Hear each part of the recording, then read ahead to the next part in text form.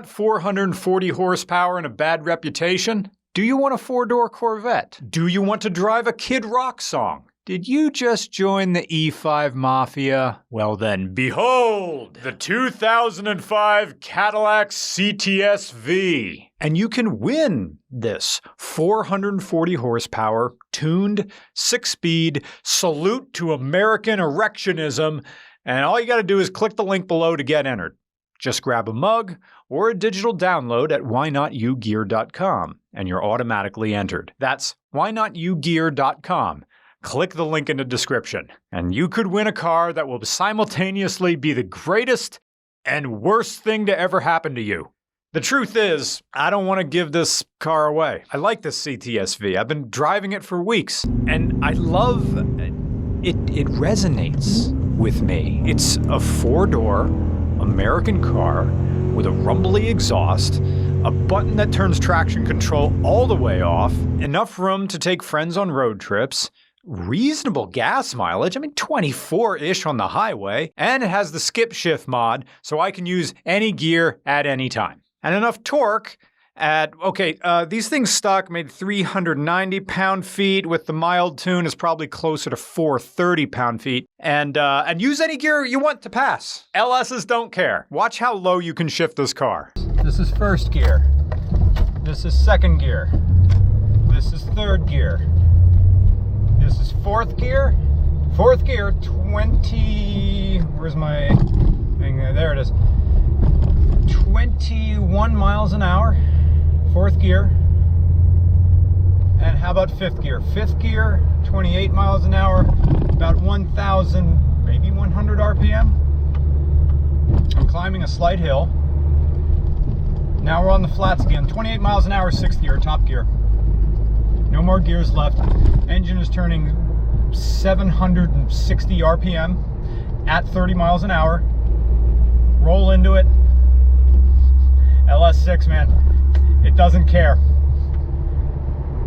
Awesome. This Cadillac is everything I wanted the Vagabond Falcon to be. If I would have done the Vagabond Falcon over again, it would have had an LS instead of a Ford small block. I guess it was good that I kept things in the family with the Ford car, but goddamn LSs are good. See, this was advertised to be the BMW M5 killer in the early 2000s, and it so wasn't. The steering is too loose. There's too much steering boost. The wheel is too big. It doesn't telescope. It only tilts. And when you're driving and you're listening to, with this tune, in addition to the tune, it has long tube headers, full flow masters, the box at 10 horsepower. But it still has the stock cams and stock valve springs. So this is a 5.7 liter LS. Later versions had the 6 liter. It doesn't matter which one you get. They both made the same horsepower stock. Now this is probably making about 40 horsepower over, and that's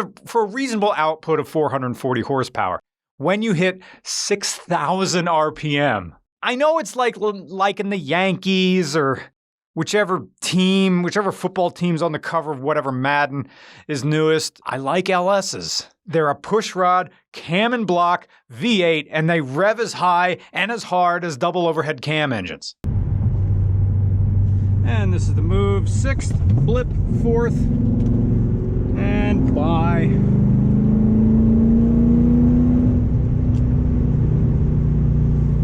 And back to 6th. 404. Have you ever heard of this band, Apollo 440? Late 90s, early 2000s, techno house pop. It's fantastic music for passing people on the right at 93 miles an hour and feeling that it's my right to do so. But when you're making moves in your V, can't stop the rock, you won't feel connected to the road because the steering is cloud-like. GM wanted to remake the Cadillac in the early 2000s because they didn't want to be known as the old man's car anymore. They wanted to reinvent Cadillac as a youthful brand, but they still had their old basic consumers before which they must bow. So the result is a very fast, aggressive car with tight suspension, but it has wide seats that don't hold you in if you're medium-sized. and a big floppy wheel that doesn't give any feedback. It's like having 10.5 inches of steel, but only 10% of your nerve endings work. But now, in 2022, the first-gen CTS-Vs have depreciated enough that it's affordable to the youthful market, even with the 22 FU inflation. It's kind of unfortunate it took this long for finally young people who want a manual transmission, big power, four-door sedan can finally afford the thing they made 15 years ago. 2005 Cadillac CTS-V, the official car of John. John is still super into The Sopranos. Back in the 5th grade, he called his Lunchables gabagool. Now John's smoking Delta 8 and driving a CTS-V with tinted windows. He loves the police, but he also films them with his phone. John's saying he's accepted into the SEALs, but all he did was flunk the ASVAB. And the next mod he's doing is putting wigwags on his caddy. What he should buy is a sealable thermos, because these cup holders are useless. And well, they do. If you know the exact speed to go in, If you know the exact speed to go in, they'll go in just fine. Like, not like that. Thank you for letting me know it has ice outside. But one of the downsides of the design to the CTS-V is these cup holders. It's that weird thing, just like that Audi. I just kept agonizing over the human interface. These cup holders, see where my arm is? Yeah, there's 2 of them and they're staggered, and when you're shifting, your arm covers both of them. So if you have a drink here, you will shift like this.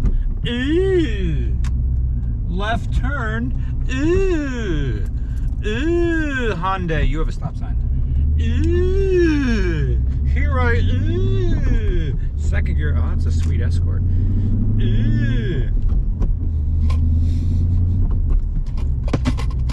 See? Or, heaven forbid, there, then you're really doing it up above. And there's some general shenanigans going up here, so I gotta stop this video. But anyway, you have cup holders, and that happens too. So the regular Cadillac CTS was the standard 4-door Cadillac sedan for the early 2000s.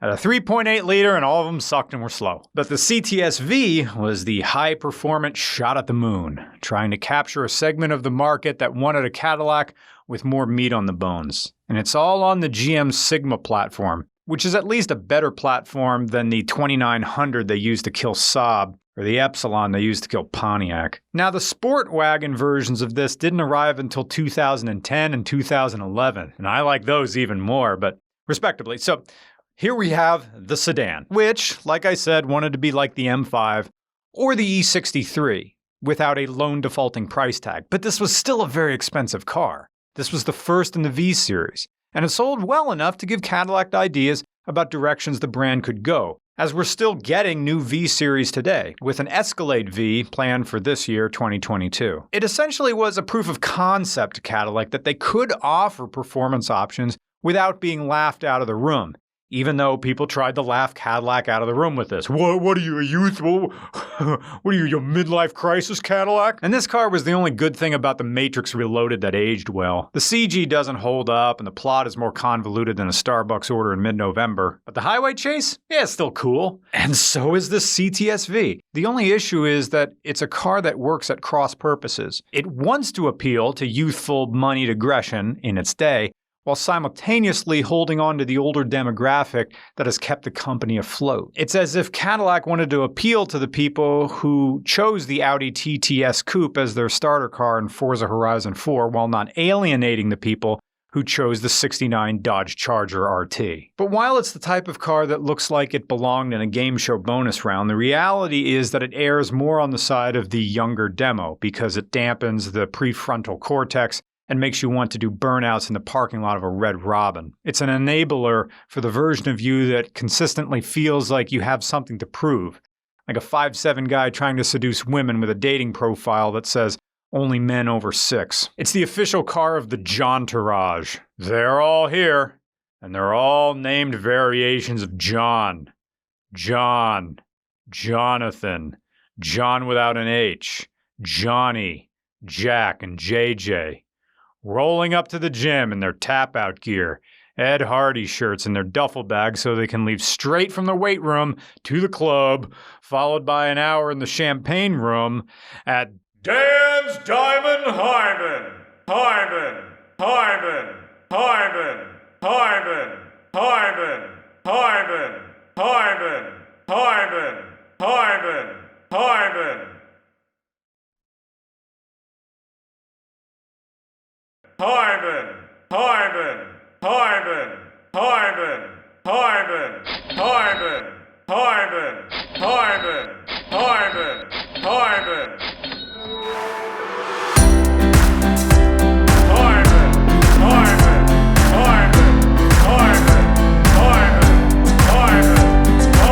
You end up in a car with a guy named John who always knocks things off tables because he has no control over his hands or his legs.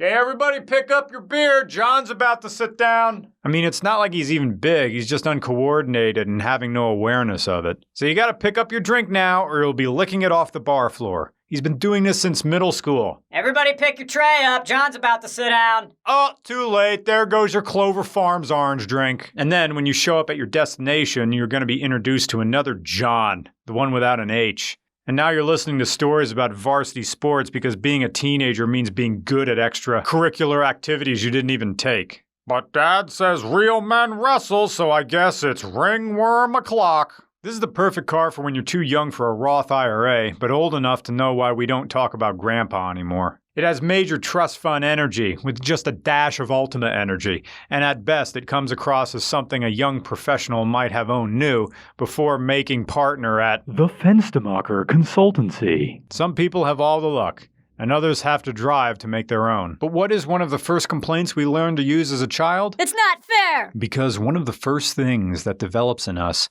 is a sense of justice. And we learn only enough to know when something is unjust, whether it's the paradox of adults acting wrongly, or the contrast between how other kids are treated relative to how we're treated. In 2005, something this good was a reminder that life, intrinsically, isn't fair. This is faster than most cars. But now in 2022, it gives off the vibe of karma coming back around in your favor. Because these are in good condition, even on the used market. Even when they're modified, they don't really have big miles. The CTS-V gleams a little bit of that, my Corvette is best Corvette. I'm gonna save my Corvette. It's gonna be worth something someday. Sure, you couldn't have had this car then, but you could have it now, and it's better than it was, thanks to the tune and the condition it's been kept in. So maybe there is a quality of fairness to life after all, at least in the sense of the scales being balanced in this one small way. Just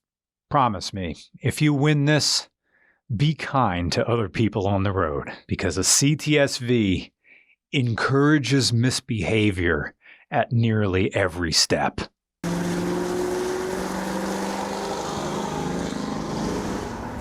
If every car I drove was Cadillac, I'd drive in this one.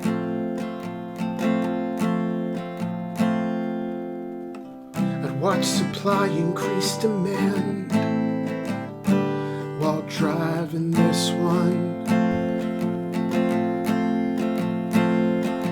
Drive this one, drive this one.